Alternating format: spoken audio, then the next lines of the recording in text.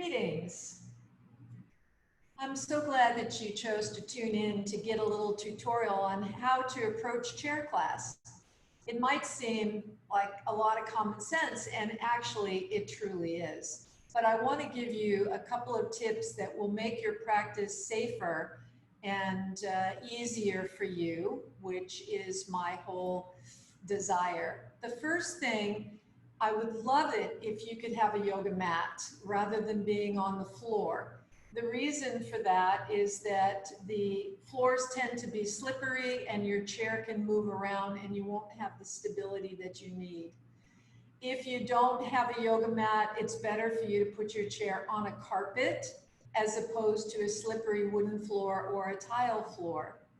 You can also use pieces of a yoga mat to put under the legs of your chair if you don't have a whole yoga mat, or even the liners that we use in drawers. They have the rubber liners. I think it's made by Rubbermaid. You can cut pieces of those and put it under the chair legs to keep it from moving around, which is a positive thing. Next, it's best to have a chair that's straight. We here at the studio use folding chairs, and they work perfectly for chair class because they're light and mobile, and the back is straight. You want to always sit all the way back in your chair unless otherwise instructed. That's to give your spine the support that it needs throughout all the different movements that we do and to keep the body squared off. We also use blocks for our chair class, and I know often folks at home don't have blocks to use.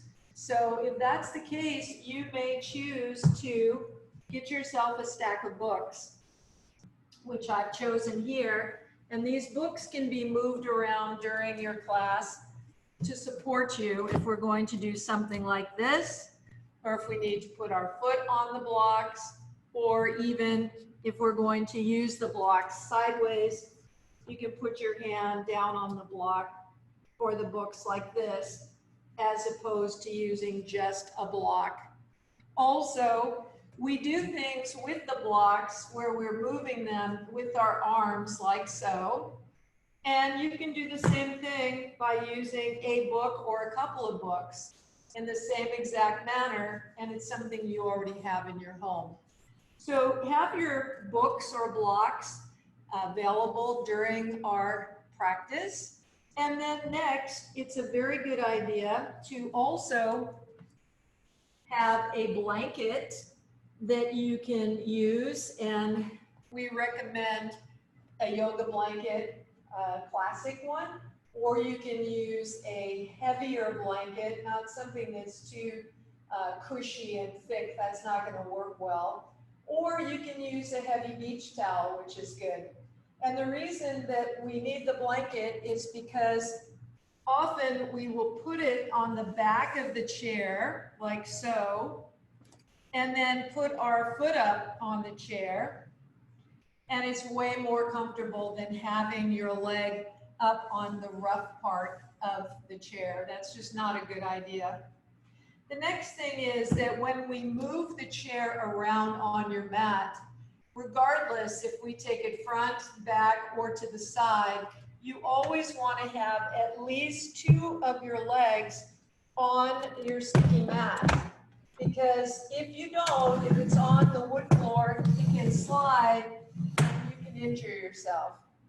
Plus, this slippery feeling, even if it doesn't go all the way out on you, it can cause your body to tense up and you begin to use different muscle areas of the body that shouldn't be involved in what we're doing.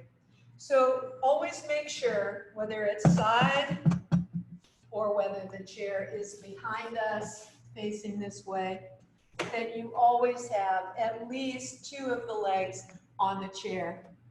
Finally, when we go into resting posture at the end of class, we do so with our legs supported on our chair.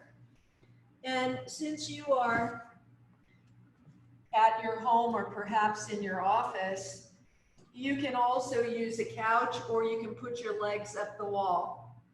And the very best way to support the body is to have the back of your knees up against the ridge of the chair or the couch, so that when you recline, you're giving full support to your spine.